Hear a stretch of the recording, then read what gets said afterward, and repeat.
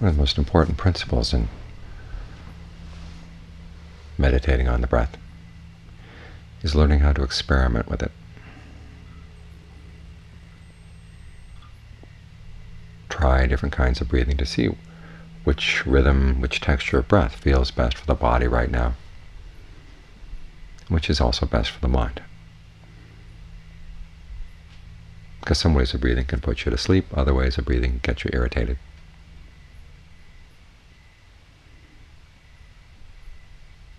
So you want to check and see what kind of breathing is going to make it easiest for the mind to settle down with a state of mindful alertness. And also want to stay there. If the body is uncomfortable because of the way you breathe, you're not taking advantage of the fact that the breath really can make it comfortable. I know a lot of people were surprised by this aspect of Ajahn Lee's instructions in breath meditation. They come to meditation with the idea that you're just supposed to let things happen on their own and not do anything on your own. That you just watch the breath however it comes in, however it goes out. But even the Buddha's instructions on breath meditation frequently contain the word train yourself to do things in a certain way. Train yourself to be aware of the whole body as you breathe in, aware of the whole body as you breathe out. Train yourself so that the breath calms down. So it gives rise to the next step where you can train yourself to breathe in with a sense of ease, breathe in with a sense of rapture. And then you can even calm those feelings. There's an element of willing here, of fabrication.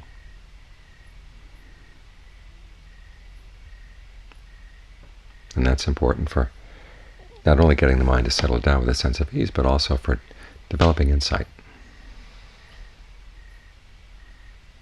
Because insight comes down to a matter of seeing cause and effect. I think it was Aristotle who defined intelligence as the ability to see connections.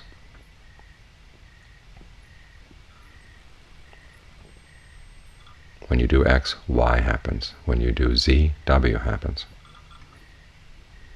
And the ability to see that on your own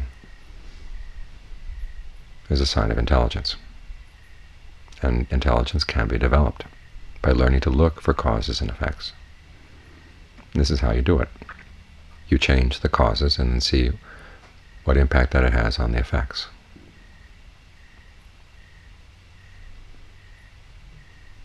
This principle permeates all of the Buddhist teachings. Everything is checked by the results it gives. And the Buddha was teaching his aunt the basic principles of the Dharma. It came down to, when you adopt a particular teaching, what effect that does it have? Does it give rise to passion? Okay, then that's a wrong teaching. Does it give rise to dispassion? Okay, that's the right teaching. In other words, you look at everything in terms of cause and effect.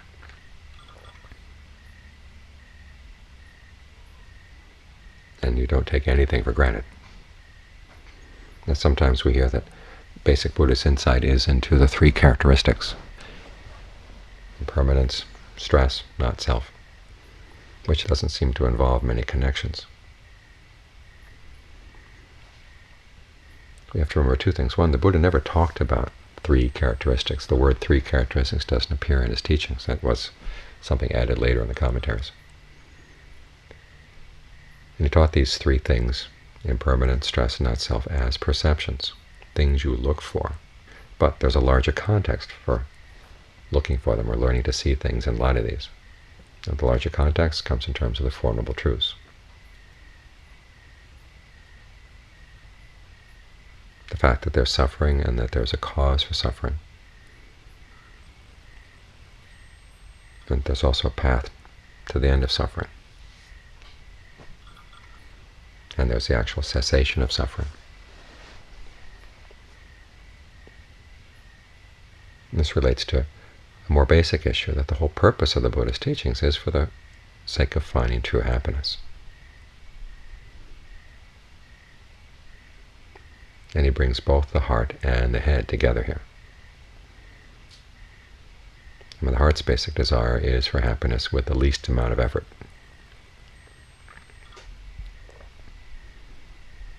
The head is the part that recognizes that there are causes and effects and there are patterns that you have to learn. And you want to get these two sides of the mind to work together. In other words, you want the heart to respect the fact, okay, that if you want true happiness, it's going to require some work. You have to get the causes right. At the same time, the head has to recognize that true happiness is a worthwhile goal. You don't just think about things and analyze them just for the sake of analyzing and showing that you're smart. You want to work at things in such a way that you can find true happiness, understand cause and effect, so you can find true happiness. And as the Buddha traces out the causes of suffering, one of the big causes is clinging. So one way of working through clinging and learning how to let go is to see things in terms of those three perceptions. But the basic insight goes deeper. You apply those perceptions when they actually serve the purpose of leading to a greater happiness.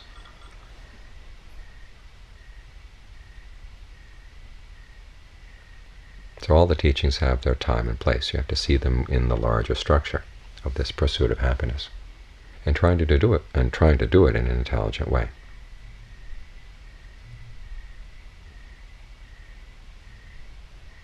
And a large part of this means that you have to be heedful. You can't just assume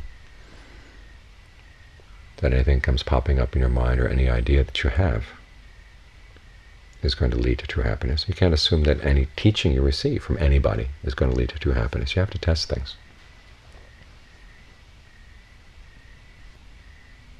And so basically what the Buddha does is he points out, okay, this is a good way to test things. Learn to get the mind to be still. Get it into strong states of concentration where everything is very, very still.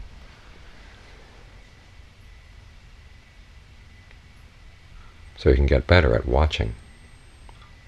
When a thought comes into the mind, when an idea comes into the mind, what does it do to the mind? If things aren't really still, you can't see the impact of a thought, the impact of an action very clearly. It's like trying to listen to a very soft piece of music on the stereo at the same time that you've got a lawnmower going outside, or trucks driving up and down the road. The background noise is so loud that it obscures the subtleties you're listening for. The same way with the mind. Unless you can get the mind really, really still, you can't really watch the effects of your actions, the effects of your words, the effects of your thoughts. Because what may seem perfectly harmless in an ordinary state of mind, when the mind gets really, really still, you begin to see it really does have an adverse impact on the mind.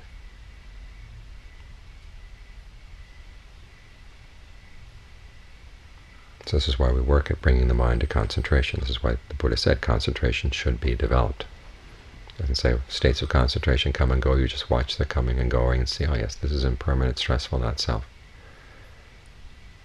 That's not the duty that the Four Noble Truths assign to concentration. The duty is, when you have states of mindfulness, you try to develop them. In states of concentration, you try to develop them, make them stronger, because you're going to need them as tools. So whatever serves as a tool on the path, you've got to take care of it. You don't just let it go. And the same with the breath. You work with it, you take care of it, because it's going to help you get the mind to settle down. It's going to help give you a good solid foundation here. You know, someone who was studying in Thailand one time, and she'd been doing the Ajahn Lee method, and she went to a teacher and said, what is this improving the breath? You're just supposed to let it go and be on its own. After all, it's just a sankhara, it's just a fabrication. Why try to improve it? And she came to me and reported what he had to say. And my response was, well, go back and ask him, well, same with your body. Why bathe it? After all, it's just a sankhara. Just going to let it go. And of course you can't do that. You've got to look after the body because you're using it as a tool. It's the same way with the breath. You look after the breath, tend to it, because it helps the mind to settle down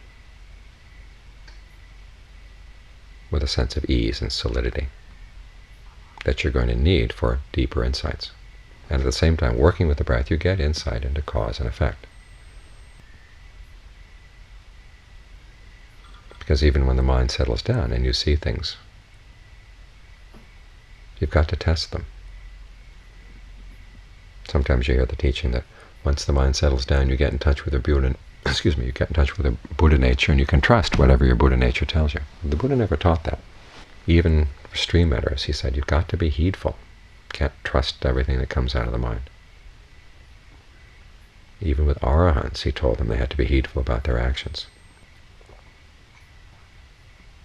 Even fully enlightened beings can't totally assume that everything that they see or hear is actually the way it is. They have to test it. You look in the Vinaya, there are actually a couple of rules that were formulated because some arahants made some mistakes.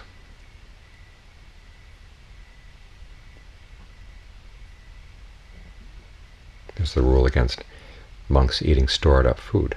Balatasisa, who was an arahant, figured, well, I can just go for alms once a week, take the leftover rice and dry it, and that's a nice frugal way of living, and I don't have to go out for alms every day. Just eat the leftover rice from the day before. The Buddha found out about it and took him to task. He said, this is not a wise course of action. Now, the story doesn't explain what the Buddha's reasoning was, but you look at the history of Buddhism and you see down the line that when monks stopped going for alms, it created a rift in the community. The monks lived on their own, they had their own kitchens. Lay people basically stopped caring about the monks. And as a result, when the Muslims came in and destroyed the monasteries, the lay people didn't really care. The connection had been severed. And the Buddha saw that far ahead.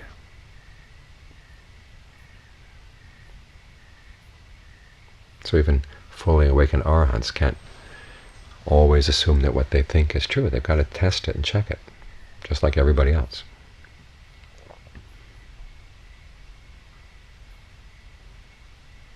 So when insights arise in your meditation, or when you gain an intuitive feel for something, the question is not where the insight comes from, but what happens when you apply it. In other words, you use it as an experiment. You're developing an experimental intelligence here. You take the passages you read in the text, you experiment with them. You take the insights you receive from meditation, and you experiment with them. There's a list in one of the suttas, and I think it's the very first sutta in the Dikha Nikaya, of all the different kinds of wrong views that people can develop. And it's not the case that every wrong view comes from people simply thinking things out without having practiced meditation. There are a lot of wrong views that come from people who meditate and gain some insights or gain some intuitive knowledge. But the knowledge isn't as complete as they thought it was. So they come to some wrong conclusions.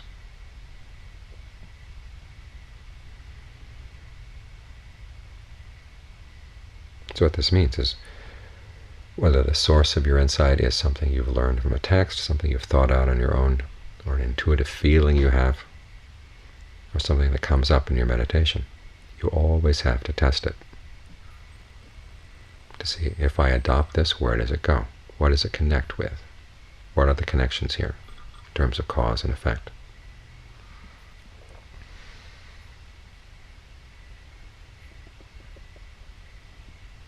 And that's how you test what, in terms of the insights you gain, are which ones are fool's gold and which ones are genuine gold.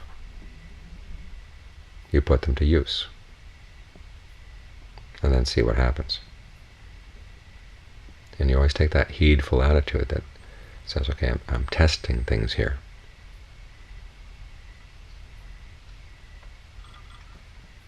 Just because the truth is something that you like, again, the Buddha said, just because you like a particular truth or it seems to fit in with your worldview, that's no guarantee that it's actually true.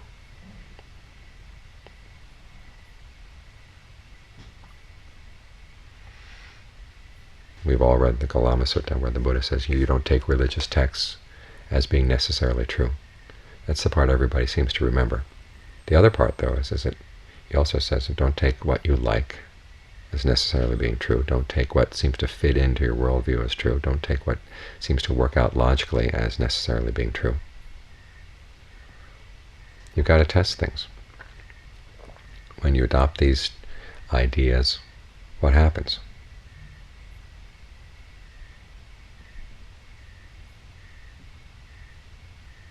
You check them not only against your own experience, but also the experience of wise people.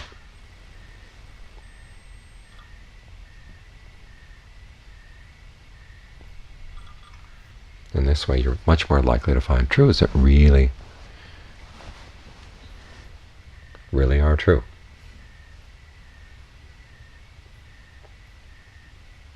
Because they've stood up to the test.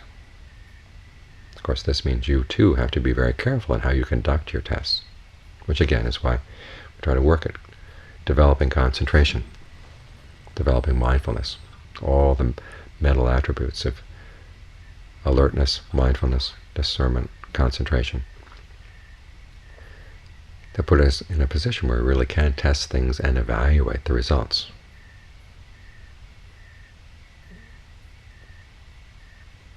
So that we're not overcome by bias,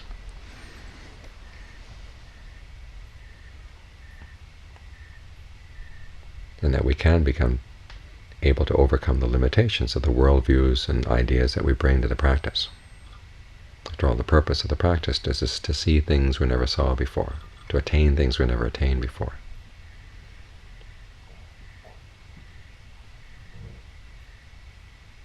That means you have to learn how to overcome the limitations of your assumptions. And this is how you do it. You open yourself up to this experimental way of developing intelligence.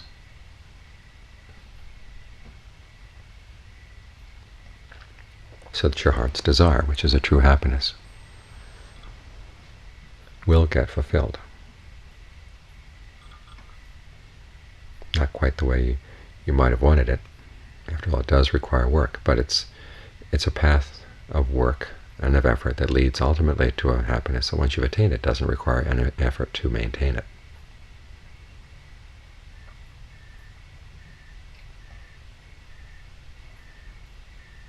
It's only through gaining intelligence in terms of cause and effect that you can find this happiness that ultimately lies beyond cause and effect.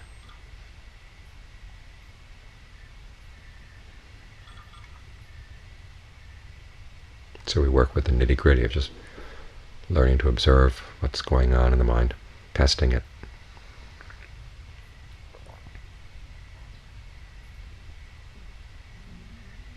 Learning to put away whatever assumptions don't pass the test.